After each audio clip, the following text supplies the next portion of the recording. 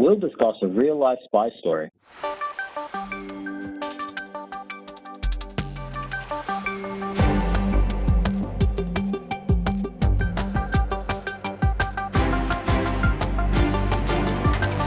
So Stan, tell us about this husband and wife spy team here. You know, it's amazing that something like this could happen. I'm sure most viewers have seen this. Husband and wife were recently arrested and accused of selling military secrets to a foreign power. And the most interesting thing I found about this case is actually the criminal complaint that was released by that was available for download on the Justice Department website. And it reads, it's an affidavit from the FBI agent in charge of the investigation. And it reads like a movie script or a spy novel. And even as you read it, it's like unbelievable to understand like that something like this actually happened, or somebody had this idea to do something like this. And I think for most of us who work in the cybersecurity space, I think it kind of highlights this existential threat of like, insiders or insider threats. And I found a couple of things interesting about this case, kind of as I read it. Of course, it was also interesting from like, the whole steganography and encryption and using covert channels. Just interesting how all that works. But really, I think it made me wonder about this concept of insider threat. A person who works for you, who you trust with very important information, but who is actively, in a sense, is working against you or is attempting to take your information and give it somewhere else. And one of the things as you read this this criminal complaint that you notice is that the person who's accused of doing this had collected the information for many years. In fact, it seemed like they were planning to do this for a very long time, at least from what's written in the criminal complaint. It's like some of the statements were something to the effect of, I was sneaking out the documents like a little bit at a time so I wouldn't get detected. And it makes you really wonder about like, well, how do you protect, your corporation or your company from something like that? What do you monitor for? And how do you really defend yourselves? I'd love to hear any of your ideas on this subject, of course. And we can get into it. I just wanted to highlight a few other interesting things that I saw about this. So the spy or the accused here supposedly sent a briefcase or sent some sort of like a letter to a foreign government, basically asking to collaborate with them. They weren't approached first or anything like that. And what I found interesting is the way that the FBI investigation started is basically, I believe, or the way it seemed to read is that, this country basically handed this information over to the FBI. At least that's what it appeared to be from the way I read it. And that's interesting too, because, it seems like this insider kind of, was anticipating that they had all this interesting information that, was going to be interesting, but really the whole time they were, even that government didn't want to deal with it. It seemed like they might have handed it to the FBI directly.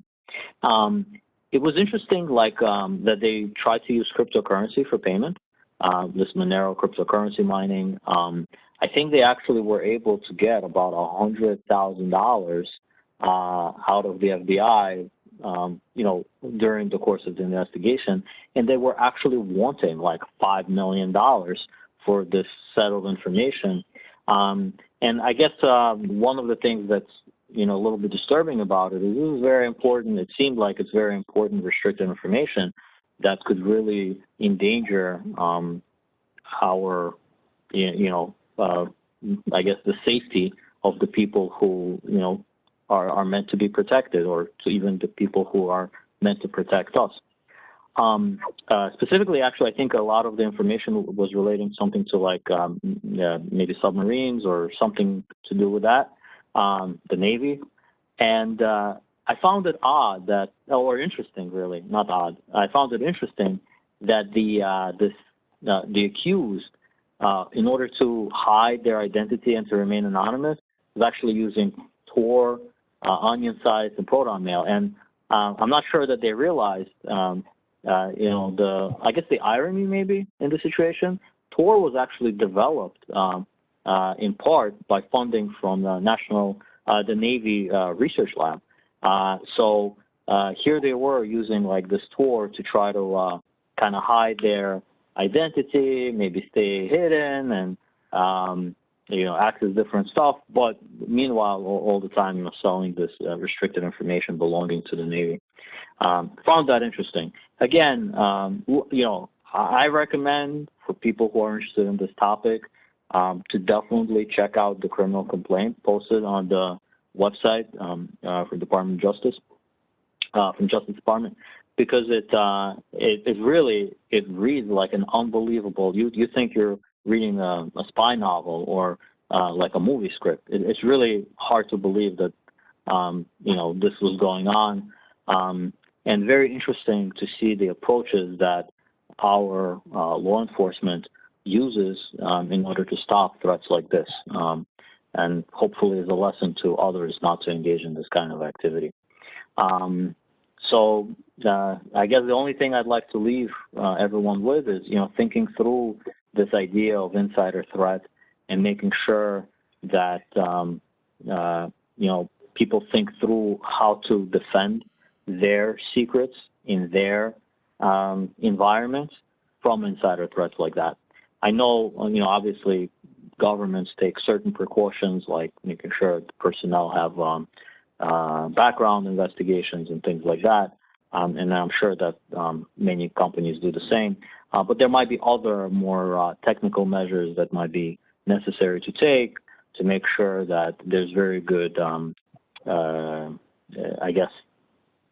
logging of who accesses systems, when, what kind of information they retrieve. Maybe I think this again underscores that there might be some people who you should restrict from accessing information unless they're directly responsible for it, and finding ways to really keep tabs on the people you do entrust, kind of watching the watchers as well. Anyway, some ideas that came to mind. Curious what you think about this entire story, George. I really wish I would have read this story in a little more detail. I do know there was a peanut butter sandwich involved at some point, right? Yes, there was. They actually had 3 times, I believe, that they tried to exchange information, and they had to go to a drop location or something like that and place something there. The peanut butter sandwich is amazing. I think it was like if I recall, maybe a half-eaten peanut butter sandwich, just to make it like a little bit more. It really feels like a spy novel. Like as I was reading this, I was like, wow, is this like Jason Bourne or a description of Jason Bourne or something like that? Very interesting. Also very interesting to see how long it took for the case to unfold as well.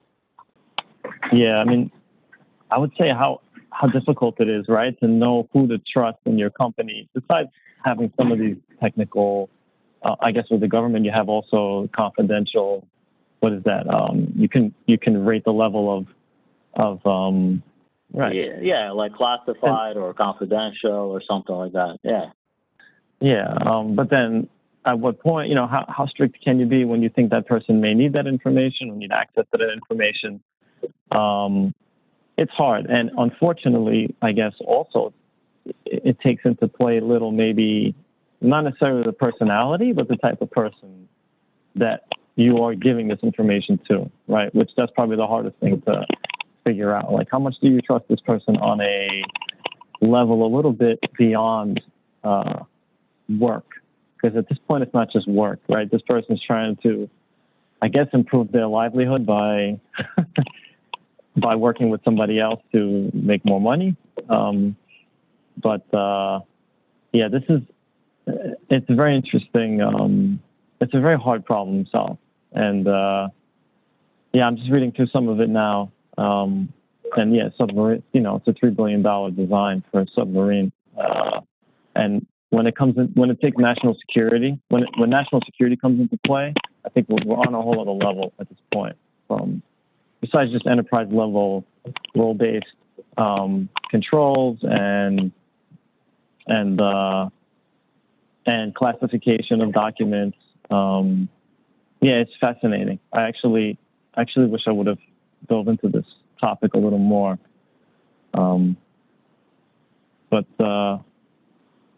It's interesting that they used proton mail too. And I feel like, a lot of people use cryptocurrency, right, for these type of exchanges. But I also feel like, we're at a point now, while it's somewhat anonymous, I thought by now people realize it's not really that anonymous, and it isn't as anonymous as it used to be. There's so much interest now around cryptocurrency and the blockchain. And I feel like, this was a good attempt for them to try something, but proton mail and they got, I don't know. Yeah. I wish I had something else to say, Sam, but it's a good story. And since you mentioned it's like a novel, I'm kind of looking forward to digging in a little more. Yeah.